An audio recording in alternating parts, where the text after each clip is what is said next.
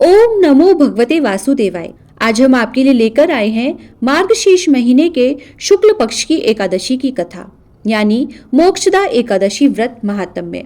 श्री अर्जुन बोले, हे भगवान, आप तीनों लोकों के स्वामी हैं, सबको सुख देने वाले हैं और जगत के पितृ हैं, इसीलिए मैं आपको नमस्कार करता हूँ। हे देव, आप सबके हितैषी हैं, कृपा कर मेरे एक संशय को दूर कीजिए। मार्गशीर्ष महीने के शुक्ल पक्ष में जो एकादशी होती है उसका नाम क्या है? उस दिन कौन से देवता की पूजा की जाती है और उसकी विधि क्या है? भगवान, मेरे इन प्रश्नों का विस्तार सहित उत्तर देकर मेरे संदेह को दूर कीजिए, आपकी बड़ी कृपा होगी। भगवान श्री कृष्ण बोले, हे अर्जुन, तुमने अत्यंत उत्तम प्रश्न किया है, इसीलिए तुम्हारा यश संसार में फैलेगा। तुम ध्यान पूर्वक सुनो। मार्गशीर्ष महीने के शुक्ल पक्ष की एकादशी अनेकों पापों को नष्ट करने वाली है। यह मोक्षदा के नाम से प्रसिद्ध है। इस दिन श्री दामोदर भगवान की पूजा धूप दीप नैवेद्य आदि से भक्ति पूर्वक करनी चाहिए। हे अर्जुन, अब मैं एक पुराण की कथा कहता हूँ। इस एकादशी के व्रत के पुण्य के प्रभाव से नरक में गए हुए माता पिता पुत्रादि को स्वर्ग की प्राप्ति होती है। इसकी कथा इस प्रकार है, तुम ध्यान पूर्वक सुनो। प्राचीन गोकुल नगर में वैखानस नाम का एक राजा राज्य करता था। उसके राज्य में चारों वेदों के ज्ञाता ब्राह्मण रहते थे। एक रात्रि को स्वप्न में राजा ने अपने पिता को नरक में पड़ा देखा। उसको स्वप्न में यह देखकर बड़ा आश्चर्य हुआ और प्रातःकाल होते ही वह ब्राह्मणों के सामने अपनी सब स्वप्न कथा सुनाने लगा। हे ब्राह्मणों, रात्रि के स्वप्न में मैंने अपने पिता को नरक में पड़ा देखा और उन्होंने मुझसे कहा कि हे पुत्र, मैं अब नरक भोग रहा हूँ, मेरी यहाँ से मुक्ति कराओ। जब से मैंने उनके यह वचन सुने हैं तब से मुझे चैन नहीं है। मुझे अब राज सुख ऐश्वर्य हाथी घोड़े धन स्त्री पुत्र आदि कुछ भी सुखदायक प्रतीत नहीं होते हैं। अब मैं क्या करूं, कहाँ जाऊं?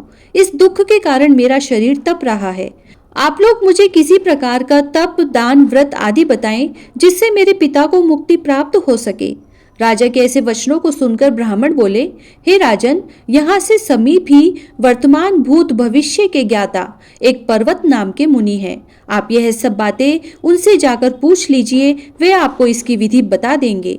राजा ऐसा सुनकर मुनि के आश्रम पर गए। उस आश्रम में अनेकों शांत चित्त योगी और मुनि तपस्या कर रहे थे। उस समय चारों वेदों के ज्ञाता पर्वत मुनि दूसरे ब्रह्मा के समान बैठे थे। राजा ने जाकर उनको साष्टांग प्रणाम किया।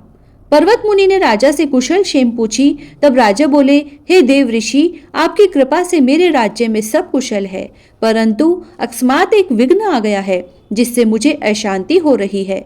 अब आप कृपा करके मेरे इस संशय को दूर कीजिए। ऐसा सुनकर पर्वत मुनि ने एक मुहूर्त के लिए नेत्र बंद कर लिए और भूत भविष्य को विचारने लगे। फिर बोले, हे राजन, मैंने योग बल के द्वारा तुम्हारे पिता के समस्त कुकर्मों का ज्ञान प्राप्त कर लिया है। उन्होंने पूर्व जन्म में कामातुर होकर सोत के कहने पर अपनी दूसरी रानी को ऋतुदान मांगने पर भी नहीं दिया। उसी पाप कर्म के फल से तुम्हारा पिता नरक में गया है।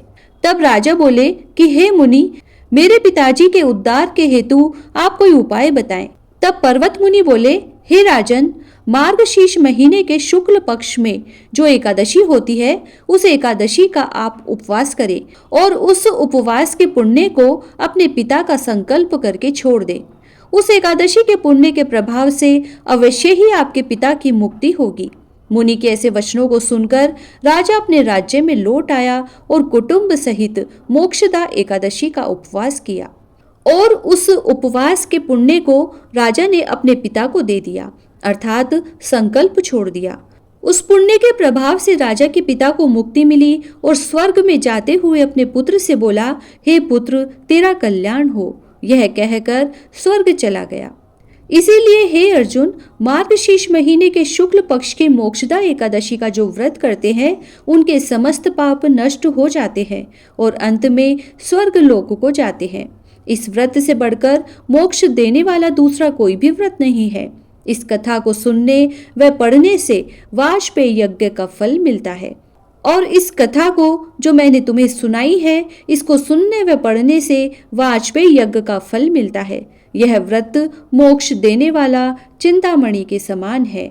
जय श्री राधे।